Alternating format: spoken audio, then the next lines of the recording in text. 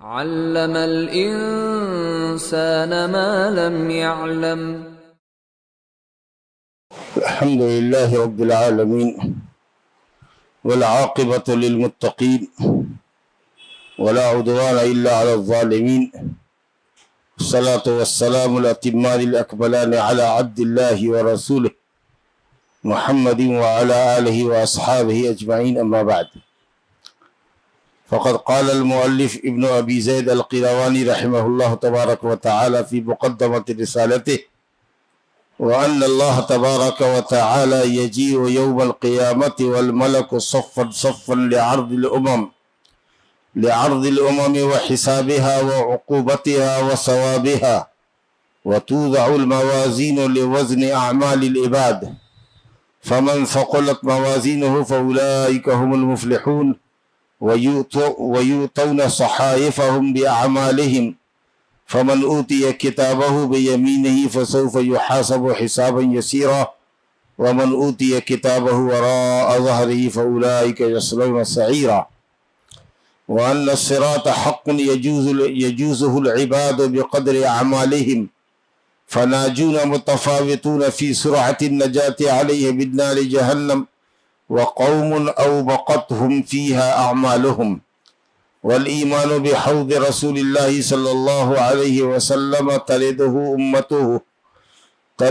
أمته لا يظمأ من شرب منه ويزاد عنه من بدل وغير۔ قیامت کے دن کا تذکرہ کر رہے ہیں۔ جنت اور جہنم کی تخلیق اور جنت اللہ تعالیٰ کے اولیاء متقین کے لیے دار کرامت اور دار الخلد ہے، اور اسی طریقے سے جہنم کفار اور ملحدین کا دائمی ٹھکانہ ہے۔ اس کے ذکر کے بعد اللہ تعالیٰ فرماتا ہے: وَأَنَّ اللَّهَ تَبَارَكَ وَتَعَالَى يَجِيءُ يَوْمَ الْقِيَامَةِ وَالْمَلَكُ صَفًّا صَفًّا، بے شک اللہ تبارک و تعالی قیامت کے دن آئے گا اور فرشتے بھی صف در صف ہوں گے، صفوں کے اندر ہوں گے، لعرض الامم و حسابها، امتوں کو پیش کیا جانے کے لیے، تاکہ اللہ پر امتیں پیش کی جائے، ان کے حساب پیش کیے جائے، ان کی سزا اور ثواب پیش کیا جائے۔ قیامت کے دن اللہ سبحانہ و تعالیٰ کا آنا، مجیء، آنا، یہ اللہ سبحانہ و تعالیٰ کی صفات افعال میں سے، کیونکہ جو بھی کام اللہ کی مشیت کے اوپر معلق ہو وہ صفات فعلی ہوتا ہے، جب چاہتا ہے تب کرتا ہے، اس کو افعال، اس کو صفت افعال کہتے ہیں۔ تو اللہ تعالیٰ آئے گا قیامت کے دن۔ کب آئے گا؟ جبکہ قیامت کے میدان محشر میں جو 50,000 سال کا لمبا دن ہوگا، لوگ نفسی نفسی کے عالم میں ہوں گے، ہر شخص پریشان ہوگا، جس دن عرش کے سائے کے سوا کوئی سایہ نہ ہوگا، لوگ بل بلاتے ہوئے مختلف انبیاء کرام کے پاس جائیں گے کہ اللہ تعالیٰ بندوں کے درمیان فیصلہ فرما دے، اور بندے اپنے اپنے ٹھکانے کی طرف چلے جائیں، جنتی جنت میں جائے، جہنمی جہنم میں جائے۔ یہ جو انتظار کی گھڑیاں ہیں یہ ختم ہو جائیں، یہ جو پریشانی کا عالم ہوگا، تو لوگ پہلے حضرت آدم علیہ السلام کے پاس جائیں گے اور ان سے کہیں گے کہ آپ اللہ کے حضور سفارش کیجئے تاکہ وہ بندوں کے درمیان فیصلہ فرمائے، آپ ابو البشر ہیں، آپ ہم سب کے باپ ہیں۔ تو حضرت آدم علیہ السلام اپنی جنت کی غلطی کا ذکر کرتے ہوئے معذرت خواہ ہوں گے کہ بھیا میں اس لائق نہیں ہوں، اللہ تعالیٰ مجھ پر ناراض ہے یا ناراض ہوگا آج، اس لیے تم جاؤ حضرت نوح کے پاس۔ اب نوح علیہ السلام پہلے رسول ہیں جنہوں نے اپنی امت کو شرک اور بت پرستی سے منع کیا ہے، تو ان کا بڑا اونچا مقام ہے، اولو العزم پیغمبروں میں سے ہیں۔ ان کے پاس لوگ آئیں گے، لمبی مدت انہوں نے دعوت تبلیغ کا کام کیا، 950 سال تک انہوں نے اپنی قوم کو نصیحت کی۔ ان کے پاس آئیں گے، وہ بھی معذرت خواہ ہو جائیں گے اپنی غلطی کا ذکر کر کے کہ میں نے ایسی گفتگو کی تھی اپنے بیٹے کی نجات کے سلسلے میں، اور اللہ تعالیٰ سے میں نے شکایت کی تھی جس پر مجھ کو ڈانٹ پڑی، اس لیے میری ہمت نہیں ہے کہ میں اللہ سے کچھ کہہ سکوں۔ وہ کہیں گے جاؤ حضرت ابراہیم علیہ السلام کے پاس، ابراہیم بھی اپنی کسی غلطی کا اعتراف کر کے وہ بھی معذرت کر لیں گے، کہے گا کہ نہیں آج میری ہمت نہیں ہے اللہ سے کچھ کہنے کی۔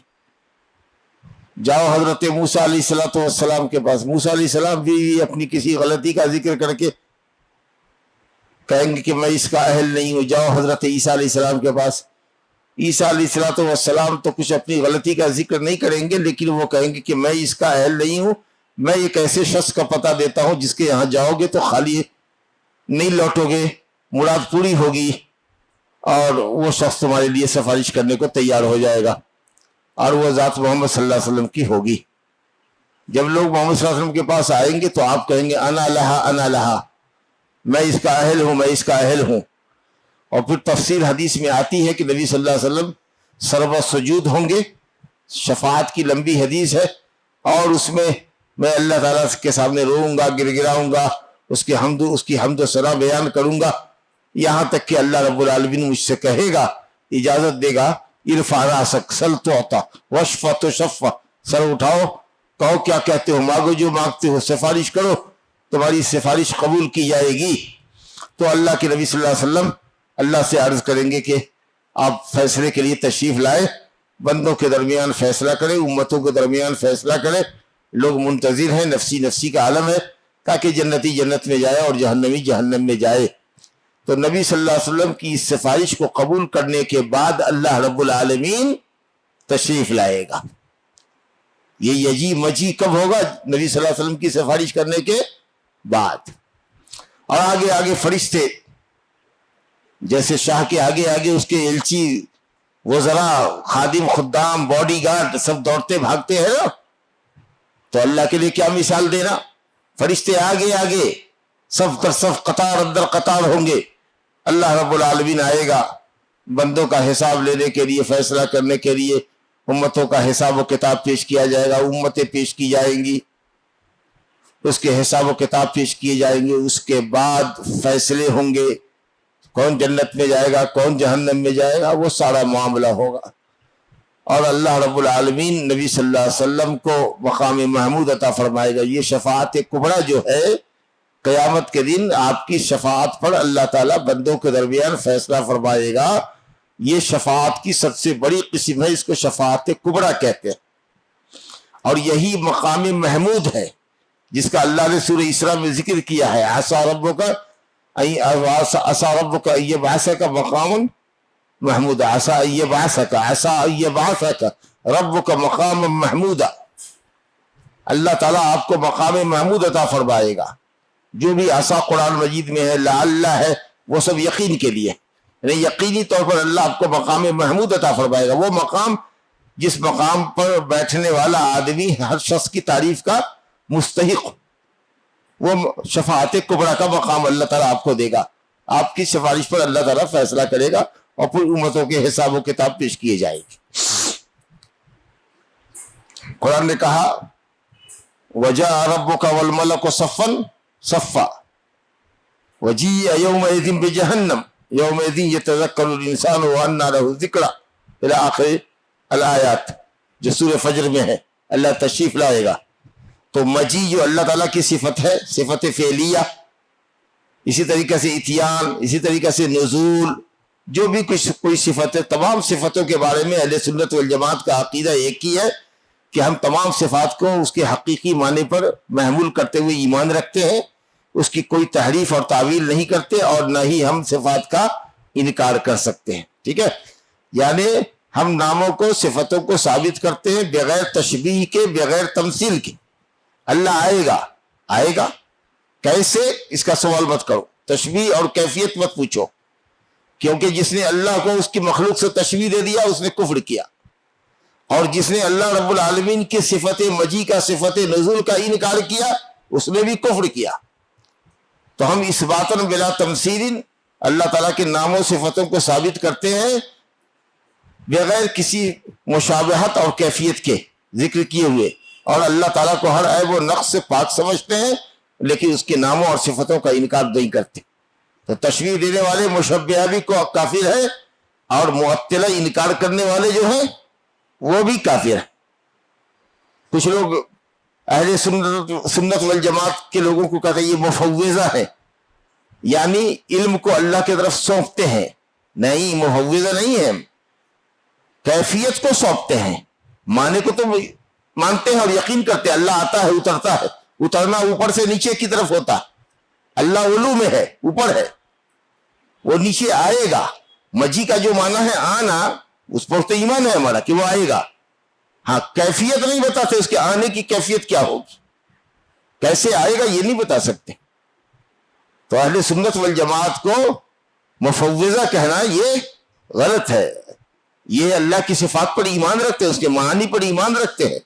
ہاں، صرف کیفیت کا علم اللہ کو سپرد کرتے ہیں، کیونکہ اللہ نے کیفیت نہیں بتائی ہے، اس کے نبی نے کیفیت نہیں بتائی ہے. تو ہم کیفیت بتانے والے کون ہوتے ہیں؟ ہم نے جب دیکھا ہی نہیں ہے اور ہم کو نبی صادق مصدوق صلی اللہ علیہ وسلم نے کیفیت بتائی ہی نہیں ہے، تو ہمیں کیا حق ہوتا ہے کوئی کیفیت بتانے کا؟ تو اس لیے چونکہ ہم نہیں جانتے، ہمارے پاس شریعت میں علم نہیں ہے کیفیت کا، اس لیے کیفیت کا علم اللہ کو سونپتے ہیں. لیکن معنی پر تو ہمارا ایمان ہے، اور اس معنی کو حقیقی معنی پر معمول کرتے کہ آئے گا تو آئے گا. آنا جس کو کہتے ہیں، اوپر سے آنا یا کہیں سے کسی ایک مقام سے دوسرے مقام کو آنا، جو معنی آنے کا سمجھتے ہیں ہم لوگ، کمنگ کا جو معنی سمجھتے ہیں وہ معنی ہے. تو کیفیت کا علم اللہ کو سونپتے ہیں. بہرحال اس کے بعد جب اللہ تعالیٰ آئے گا تو فرمایا آگے وَتُوضَعُ الْمَوَازِينُ لِوَزْنِ أَعْمَالِ الْعِبَادِ، بندوں کے اعمال کے وزن کے لیے ترازو رکھی جائے گی. وَنَضَعُ الْمَوَازِينَ الْقِسْطَ لِيَوْمِ الْقِيَامَةِ، انصاف کا ترازو نصب کیا جائے گا. ایک پلڑے پر نیکی اور دوسرے پلڑے پر بدی تولی جائے گی. جس کا پلڑا بھاری ہو جائے گا آگے آئے گا تو وہ کامیاب ہو گیا. نیکی کا پلڑا بھاری ہو جائے گا. بھاری پلڑا جھکا ہوتا ہے، ہلکا پلڑا اٹھا ہوتا ہے. اور جس کی بدی کا پلڑا بھاری ہو جائے، یعنی نیکی کم ہو، نیکی کا پلڑا اٹھ جائے اور بدی کا پلڑا جھکا رہے، اس کا مطلب کہ بدی کا پلڑا بھاری ہے تو پھر وہ گھاٹے میں ہوگا. تو بہرحال اللہ تعالیٰ ترازو رکھے گا، اور وہ ترازو جو ہوگی، حدیثوں میں آیا ہے لہو کی فتان، اس کے دو پلڑے ہوں گے. ہمارے یہاں بھی جو ترازو ہوتی ہے اس میں دو پلڑے ہی نہ ہوتے ہیں بھائی. ایک طرف بٹکھڑا رکھا جاتا ہے، کلو آدھ کلو جو ہوتا ہے جی، اور دوسری طرف سامان تولا جاتا ہے. دو پلڑے ہوتے ہیں ترازو کے. تو اسی طریقہ سے ایک طرف نیکی رکھی جائے گی، ایک طرف بدی رکھی جائے گی. اللہ اکبر. اس کی ضرورت چندہ نہیں ہے. اللہ رب العالمین حاکم ہے، عادل ہے، منصف ہے، لیکن وہ صرف اس لیے کہ اپنے انصاف کو اپنے بندوں کے سامنے ثابت کرنا چاہتا ہے کہ تم دیکھو یہ تمہاری نیکی ہے، اس میں ہم نے کوئی کمی نہیں کی ہے. یہ تمہارا ظلم ہے، گناہ ہے، اس میں ہم نے کوئی اضافہ نہیں کیا ہے. تم انکار نہیں کر سکتے. تمہارے ہاتھ آدھا ہاتھ منہ سب جواب دیں گے. یہ تمہارے خود کے کیے ہوئے عمل ہے. ہمارے محافظین نے، ہمارے کاتبین نے، کرامن کاتبین نے تم پر کوئی ظلم نہیں کیا ہے. نہ کردہ گناہ تمہارے کھاتے میں نہیں لکھا ہے. ہم تمہارے سامنے تول دیتے ہیں، دیکھ لو، وزن کر دیتے ہیں. تو صرف اپنے عدل کو لوگوں کے سامنے ظاہر کرنے کے لیے کرے گا، تاکہ بندے خود اپنے تعلق سے مطمئن ہو جائیں کہ ہمارے ساتھ کوئی ظلم نہیں ہوا. اس کے لیے، ورنہ اللہ کو کیا ضرورت ہے اس کی؟ چلو تم جاؤ ادھر، تم جاؤ ادھر، کس کی مجال ہے کہ زبان ہلائے؟ لیکن اللہ مطمئن کرنا چاہتا ہے اپنے بندوں کو، تاکہ کسی طرح کا کوئی شنکا، کسی طرح کا کوئی تردد اس کے قلب و دماغ میں نہ رہ جائے کہ مبادا کہیں ہم پر ظلم تو نہیں ہوا. لو بھائی تمہارے سامنے تول دیتے ہیں. تو یہ وزن اعمال ہے. اب عمل تولے جائیں گے. اب آپ کہیے گا نماز تو ہم نے پڑھا، نماز تو ختم ہو گئی، وہ کون سی بھاری بھرکم چیز ہے جو ہے کہ بھائی یہ لوگ نماز کی گٹھڑی ہے اس کو ڈالتے ہیں. اعمال جو ہوتے ہیں وہ آراز ہوتے ہیں، وجود میں آتے ہیں اور ختم ہو جاتے ہیں. وہ جواہر نہیں ہوتے، وہ چیز ٹیبل کے جیسی کوئی ویٹڈ چیز نہیں ہے کہ اس کو تول دو. عمل میں نے کیا، اٹھی بیٹھی کی، ابھی قیام رکوع سجدہ کیا ہے نا، معاملہ ختم. تو کیسے تولے جائیں گے؟ فلسفی لوگ انکار کرتے ہیں. ارے آج کل تو گرمی اور سردی تک کو ٹیسٹ کر لیتے ہیں، تول لیتے ہیں، کتنی حرارت ہے، کتنی برودت ہے، ہوا کتنی تیزی سے چل رہی ہے. اب آج کے سائنسی دور میں تو بہت آسان رہا، لیکن اس زمانے میں بھی ہم لوگ یہ کہتے تھے کہ اللہ پر کیا مشکل ہے. اس ارض کو جس کا کوئی وجود نہیں ہے، اللہ اس کو جسم کی شکل عطا کر دے گا. نماز کو ایک شکل عطا کر دے گا، روزے کو شکل عطا کر دے گا، ہمارے سارے نیکیوں کے عملوں کو اللہ تعالیٰ کی جسم کی شکل دے دے گا جو تولی جانے کے لائق ہو. آج کل تو سمجھنا بہت آسان ہے، کیونکہ لوگ حرارت اور برودت کو تول لیتے ہیں.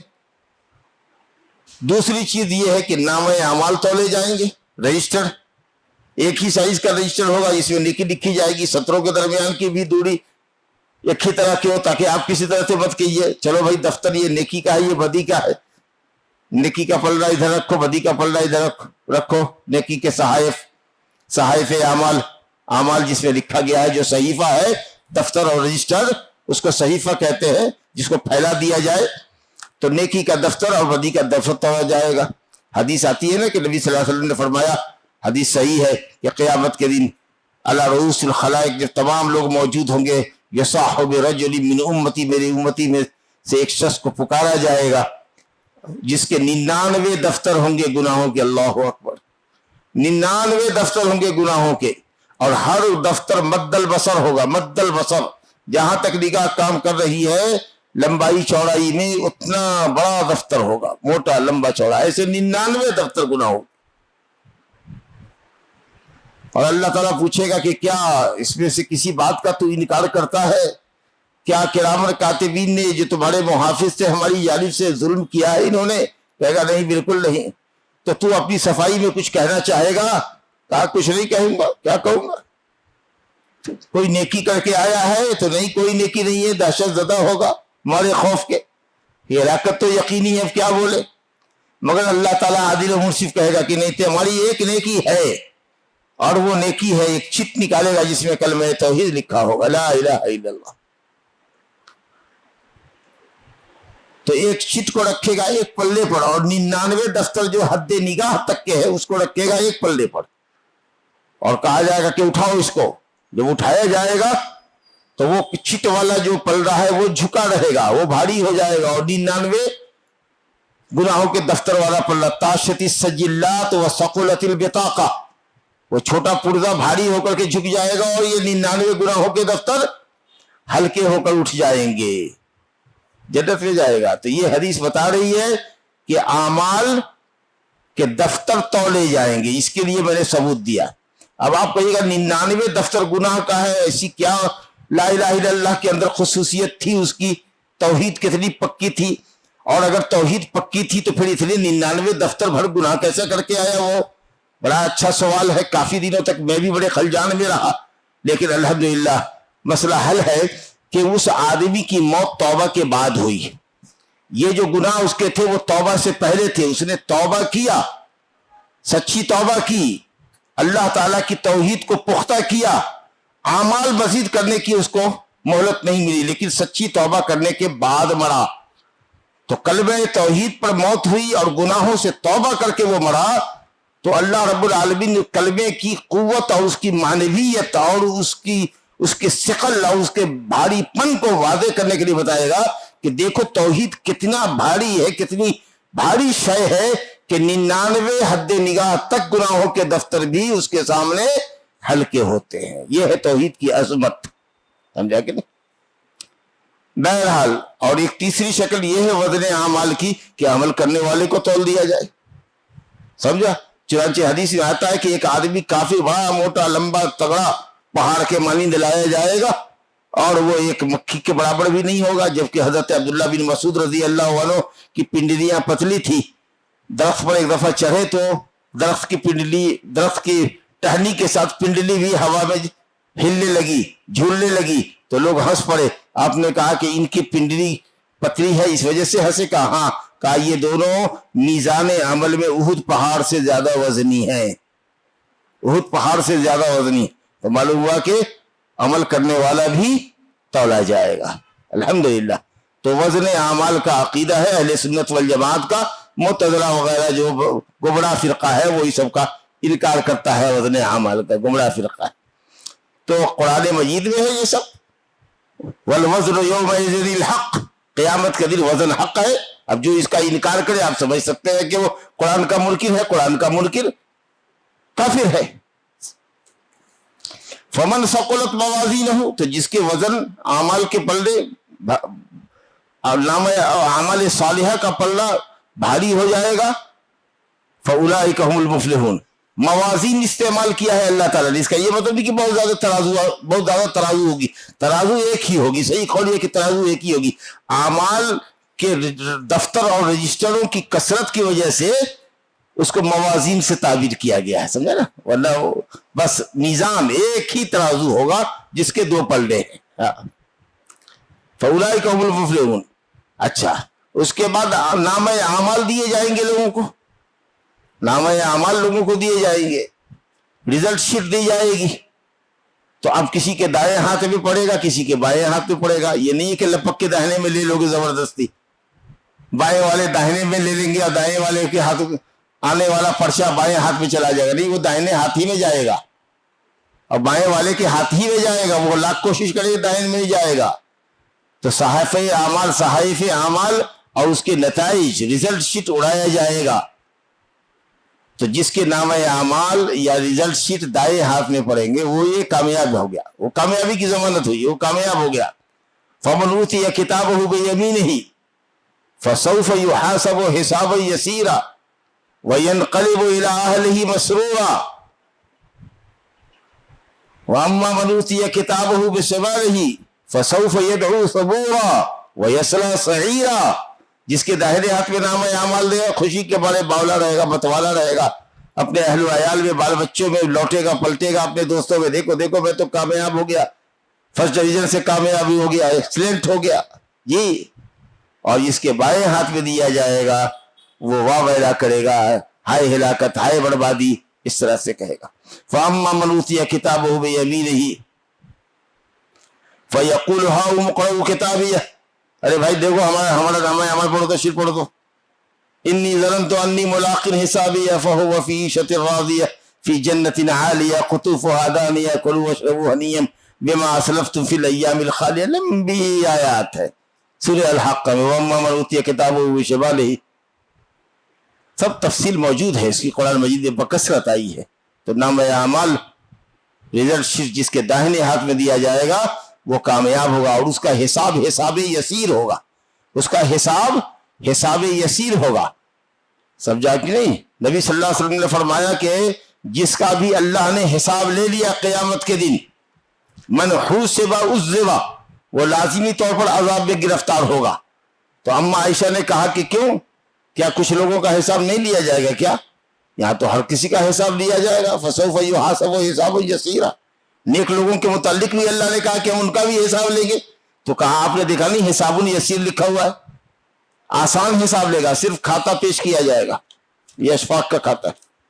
چلو, دیکھا بھی نہیں پلٹا بھی نہیں. چلو, جتنے مومنین ہوں گے سارے مومن کو اللہ تعالیٰ اپنا کنف ڈالے گا, اپنی توجہ اس پر رکھے گا اور اقرار کروائے گا فلاں فلاں فلاں فلاں دن تم نے یہ گناہ کیا تھا, ہاں یا رب جا میں نے دنیا میں تمہارے گناہوں پر پردہ دیا, آج بھی پردہ دیتا ہوں, چلا جا. ایک دم فٹافٹ حساب ہو جائے گا. ایک آدمی کہتا ہے, ایک آدمی نے, ایک ملحد ہے, کہا کہ عجب عجب طرح کے اعتراض کرنے والے لوگ آتے ہیں, کہتے ہیں بھیا ایسا ہے کہ حساب و کتاب لینے والا تو ایک اللہ ہی ہوگا. اتنی قومیں آئی ہیں دنیا جب سے بنی ہے جب تک رہے گی, اتنی قوموں کا حساب کیسے لے لے گا ایک دن میں؟ سمجھا کہ نہیں؟ تو بہت سیدھے طریقے سے اس کو سمجھا دیجئے کہ چاند ایک ہے آسمان میں کہ دو ہے؟ ایک ہی ہے. اور دیکھنے والے کتنے ہیں؟ لاکھوں نہیں, کروڑوں اربوں, صاحب ایک دس ایک ساتھ دیکھ رہا ہے. سارے مومنین کا حساب ایک ساتھ ہو جائے گا, اور اتنی جلدی ہوگا جیسے عصر اور مغرب کے درمیان کا وقفہ ہوتا ہے, ایک دم صبح ہی ہو جائے گا فرسٹ آور میں, اور سب کے سب جا کر کے جنت میں کھانا کھائیں گے اور قیلولہ کریں گے, لیٹ کر کے آرام کریں گے. قیلولہ میں نے لیٹنا, آرام کرنا, سونا نہیں, کیونکہ جنت میں نیند نہیں ہوگی. اصحاب الجنت یومئذ خیر مستقرا واحسن مقیلا, ان کا ٹھکانہ بڑا اچھا ہوگا. قیلولہ جنت میں ہوگا, قیلولہ ہوتا ہے دن کے کھانے کے بعد. اللہ اکبر. اور یہ جو 50,000 والا جو لمبا دن ہے وہ کافروں کے لیے ہوگا. فذالک یومئذ یوم عسیر علی الکافرین غیر یسیر. وہ دن مسلمانوں کے لیے آسان ہوگا, ایمان والوں کے لیے آسان ہوگا, کافروں کے لیے بڑا سخت ہوگا. اللہم حاسبنا حسابا یسیرا. ومن اوتی کتابہ وراء ظہرہ, اور جس کا نامہ اعمال یا یہ کہہ لیجیے نا, اس کو نامہ اعمال کہتے ہیں تو صحیفے پر مزاج یا بات ذہن چلا جا سکتا ہے. ریزلٹ شیٹ, جس کا ریزلٹ شیٹ اس کے بائیں ہاتھ میں دیا گیا اور مجرم کے طریقے سے پیٹھ کے پیچھے سے لے گا. وہ سمجھا کہ نہیں, پیٹھ کے پیچھے سے لے گا. وَأَمَّا مَنْ أُوتِيَ كِتَابَهُ وَرَاءَ ظَهْرِهِ فَسَوْفَ يَدْعُو زَبُورًا فَأُولَٰئِكَ يَصْلَوْنَ سَعِيرًا، وہ دھکتے ہوئے آگ کے اندر ڈالے جائیں گے۔ ان تمام تفصیلات کے اوپر جو میدان محشر کی تفصیلات ہیں، حساب و کتاب کی تفصیلات ہیں، جو قرآن مجید میں اور صحیح احادیث کے اندر موجود ہے، ان پر ہمارا ایمان ہونا چاہیے۔ اگر اس کے تعلق سے شک میں ہے تو ہمارے ایمان بالآخرت میں شک ہے، اور ارکان ایمان میں سے کسی بھی رکن کے اوپر کوئی بھی ادنا شک ہونے کا مطلب ہے کہ آپ دائرہ اسلام سے خارج ہیں۔ ایمان یقین اور پختگی کا نام ہے۔ جو ایمان لائے اور اس کے بعد دل میں کسی طرح کا کوئی شک نہیں ہونا چاہیے۔ یہ ساری جو کچھ چیزیں بتائی جا رہی ہیں، ان سب کا تعلق کس سے ہے؟ ایمان بالآخرت سے۔ ایمان بالآخرت میں یہ سب داخل ہے۔ مرنے کے بعد سے لے کر کے قبر تک، اور قبر سے اٹھنے کے بعد سے لے کر میدان محشر کی جتنی تفصیلات ہیں، جنت تک اور جہنم تک جانے تک، اور جنت کی نعمتیں اور جہنم کے عذاب کی جتنی ساری کچھ شکلیں ہیں، تفصیلات ہیں، وہ سب کی سب ایمان بالآخرت کے اندر داخل ہیں۔ اب اسی آخرت کے اندر جب فیصلہ ہوگا تو لوگ جنتی جو جنت میں جائیں گے، تو جنت میں جانے کے لیے ایک بڑا مرحلہ ہے، اور وہ مرحلہ ہے پل صراط سے پار کرنا۔ وَأَنَّ الصِّرَاطَ حَقٌّ، پل صراط سے پار کرنا حق ہے، اس پر سے گزرنا ہوگا۔ حدیث میں آیا ہے کہ یوتا بجسر علی بطن جہنم، جہنم کی پشت پر وہ لگایا جائے گا، سلپڑی ہوگا، سلپڑی پھسلنے والا ہوگا وہ پل۔ اللہ،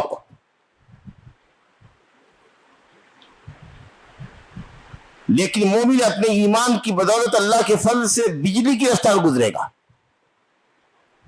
بجلی دیکھا نا آسمان میں جو بجلی کودتی ہے، ایک دفعہ چمکی اور ختم ہوئی، ایسے کوئی پلک جھپکتے ہوئے، کوئی تیز تند آندھی کے طریقے سے، کوئی تیز گھوڑے کی طرح سے، کوئی اونٹ کی طریقہ سے، کوئی خوب دوڑتا ہوا جیسے ہوتا ہے، بہت تیز دوڑنے والا انسان ہوتا ہے اس طرح سے، کوئی چل کر کے، کوئی بیٹھ کر کے، کوئی سرین کے بل گھسٹ کر کے، کوئی زخمی ہو کر، کچھ جلے گا ادھر کچھ ادھر، اور ساری تفصیل آئی ہے کہ جنت کے اندر بڑے بڑے کانٹے ہوں گے، کلالیب ہوں گے، بڑے بڑے کانٹے دار ہوں گے، جیسے سادان کا کانٹا ہوتا ہے، ببول کا لمبا لمبا کانٹا ہوتا ہے، سمجھا کہ نہیں؟ بوڑا وغیرہ دیکھتے ہوں گے، یہ بڑے بڑے جو سب سامان کو لاتے ہیں ٹرک پر، تو دیکھتے نہیں بڑا بڑا کانٹا ہوتا ہے، ایسے اس پر ڈالا اور کھینچ لیا، سمجھا کہ نہیں؟ تو اس طرح کی جو چیزیں ہوتی ہیں، تو اس طریقے سے جہنم میں کلالیب ہوں گے، شوک ہوں گے، مثل شوک سادان، ببول کے درخت کی طرح یہ جنگلی لمبے لمبے کانٹے دار ہوں گے، اس کو کھینچے گا تو جو بدعمل ہوگا وہ گر جائے گا اس میں۔ اور جو آدمی ہوگا اپنے عمل کے اعتبار سے، مومنوں میں بھی لوگ متفاوت ہیں، جن کے اعمال جیسے ہوں گے، جن کا تقوی جس معیار کا ہوگا، اس حساب سے وہ گزریں گے۔ گویا پل پر سے گزرنے والے لوگ بھی اپنے اپنے ایمان و عمل کے اعتبار سے متفاوت ہوں گے۔ اللہ رب العالمین ہم لوگوں کے لیے پل صراط کو آسان کر دے۔ اور ایک طرف ادھر جو ہے سو آپ کے رشتہ کھڑا ہوا ہے، سمجھا کہ نہیں، صلہ رحمی کھڑی ہوئی ہے، قرابت مندی کھڑی ہوئی ہے کہ تم نے ہم کو تکلیف دیا، ضرور کبھی رک، تم نے ہمارا حق نہیں ادا کیا تھا، سمجھا کہ نہیں، تو آپ ذرا سا جلو کچھ دیر کے لیے، اس کے بعد اس طریقہ سے تمام مسائل کا حل نکل جائے۔ سب سے پہلے پل صراط پر نبی صلی اللہ علیہ وسلم اپنی امت کے ساتھ پار ہوں گے، اس کے بعد یہ دیگر انبیاء کی باری آئے گی۔ ہر معاملے میں نبی صلی اللہ علیہ وسلم آگے ہیں، اور آپ کی بدولت آپ کی امت آگے ہے۔ اللہ ہو، سمجھا کہ نہیں؟ اعمال کے حساب سے لوگ پار کر جائیں گے، یہ بڑا مرحلہ ہوگا، سمجھا کہ نہیں؟ اس کے بعد پھر ایک کنترا ہوگا، چھوٹا سا پل ہوگا، وہاں رکو، معاملات صاف کر لو، جس کے دل میں جو کینہ کپٹ ہے سب ختم کرو، اور اس کے بعد تب جنت میں داخلہ ہوگا۔ وہ بھی جنت محمد صلی اللہ علیہ وسلم کے لیے کھولی جائے گی پہلے۔ جنت کا دروازہ بند ہے، سارے لوگ بھیڑ لگائے ہوئے ہیں، محمد صلی اللہ علیہ وسلم جب آئیں گے دروازہ کھٹکھٹائیں گے، دربان اندر ہے، رضوان جنت کا دار ہوگا، کہے گا کون؟ محمد صلی اللہ علیہ وسلم، آپ ہی کا تو انتظار تھا، یہ دروازہ تو آپ ہی کے لیے کھولا جائے گا پہلے، سمجھا کہ نہیں؟ تو یہ پل صراط پر ہمارا ایمان ہے، اللہ تعالیٰ اس پر گزرنے کو ہمارے لیے آسان کرے۔ وَأَنَّ الصِّرَاطَ حَقٌّ، پل صراط حق ہے، يَجُوزُهُ الْعِبَادُ بِقَدْرِ أَعْمَالِهِمْ، بندے اپنے اعمال کے حساب سے اس کو پار کریں گے۔ فَنَاجُونَ مُتَفَاوِتُونَ فِي سُرْعَةِ النَّجَاةِ عَلَيْهِ مِنْ نَارِ جَهَنَّمَ، تو کچھ لوگ نجات پانے والے ہوں گے، نہیں، لیکن نجات پانے والوں کی سرعت الگ الگ ہوگی، تیزی ان کی، اسپیڈ ان کی جہنم سے جلدی پار کرنے کی سپیڈ الگ الگ ہوگی لوگوں کی، ان کے عملوں کے اعتبار سے ہوگی. وَقَوْمٌ أَبْقَاءُ وَقَتْهُمْ فِيهَا أَعْمَالُهُمْ، اور کچھ لوگ ایسے ہوں گے جو اپنی بدعملیوں کے نتیجے میں ہلاک ہو جائیں گے، جن کے اعمال ان کو ہلاک کر دیں گے، یعنی بدعملی کی وجہ سے وہ جہنم میں گر جائیں گے.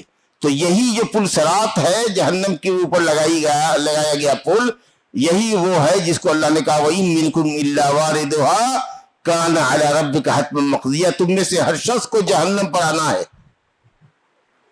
یہ اللہ کا حق وعدہ ہے، سب کو جہنم پر سے آنا ہے. سمجھا کہ نہیں؟ تو جہنم میں آنا ہے یا جہنم پر سے گزرنا ہے کا مطلب پل صراط سے گزرنا ہے، جہنم میں گرنا نہیں ہے.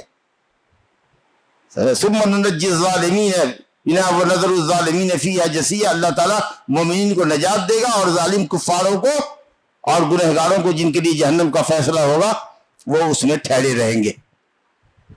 تو یہ کفار دائمی ٹھہریں گے اور جو غیر کافر ہوں گے، مومن اور گنہگار ہوں گے، وہ وقتی طور پر ٹھہریں گے، پھر نکالے جائیں گے. سمجھا؟ تو اللہ رب العالمین ہم سب کو نجات پانے والوں میں بنائے. قبل اس کے کہ موضوع چینج ہو، یہاں سے موضوع چینج ہو رہا ہے، ایک عقیدہ آخرت کے تعلق سے اور بات یہ کہہ رہے ہیں، اس کو ہم سن لیتے ہیں.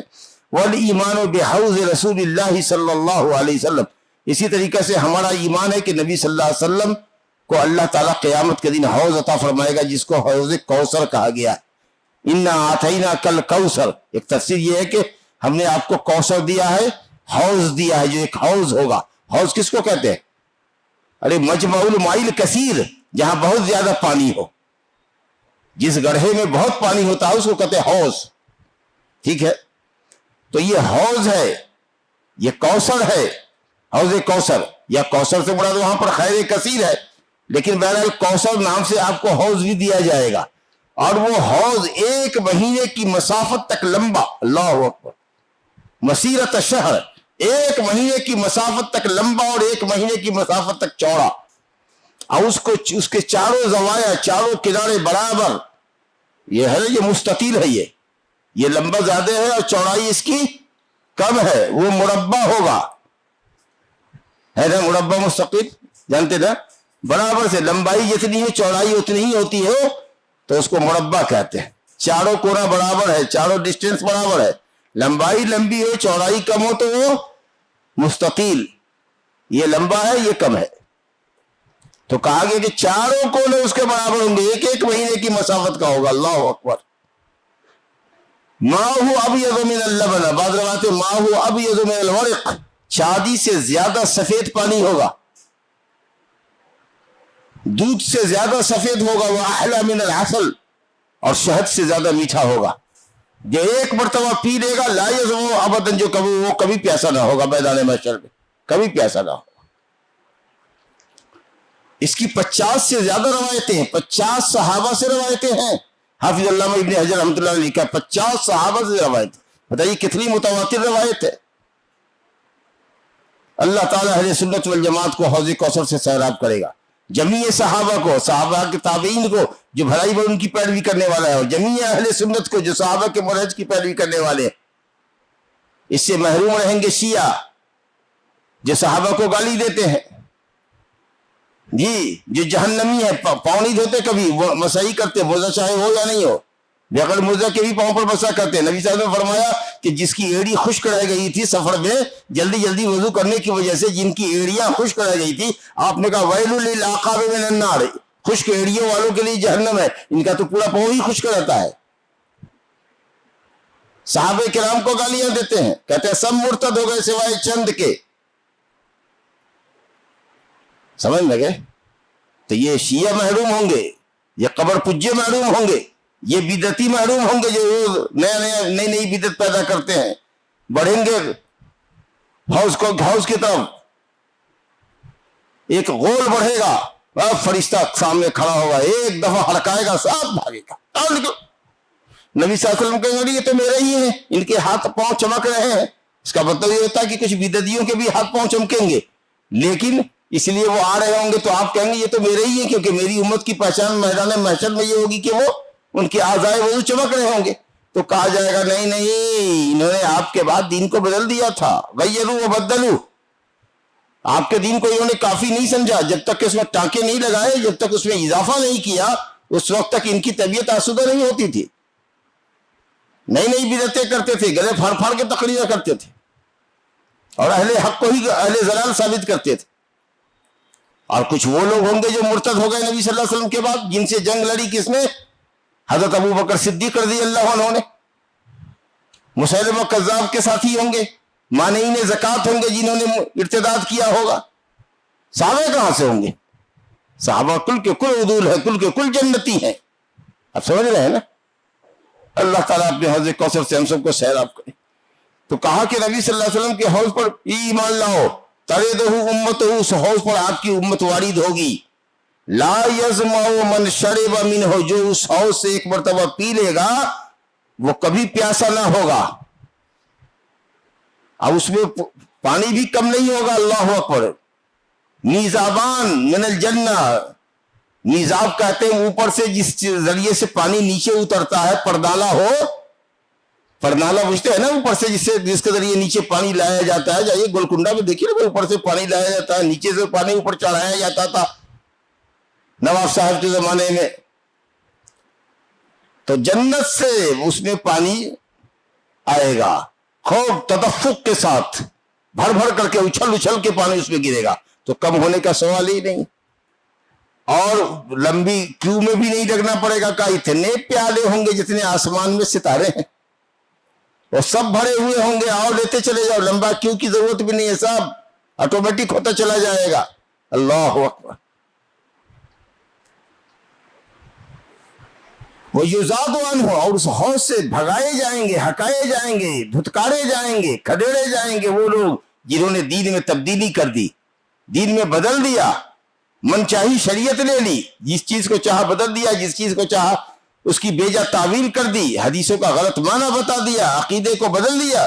تو ایسے لوگ جو بد عقیدہ ہے، بد عمل ہے، جو مشرک ہیں، بدعتی ہیں، مرتد ہیں، نبی صلی اللہ علیہ وسلم کے جو لوگ جو آپ کے زمانے میں مسلمان رہے، بعد میں وہ مرتد ہو گئے، وہ سب کے سب مرتدین، مشرکین، بدعتی، جی وہ سب کے سب حوض کوثر سے محروم کر دیے جائیں گے.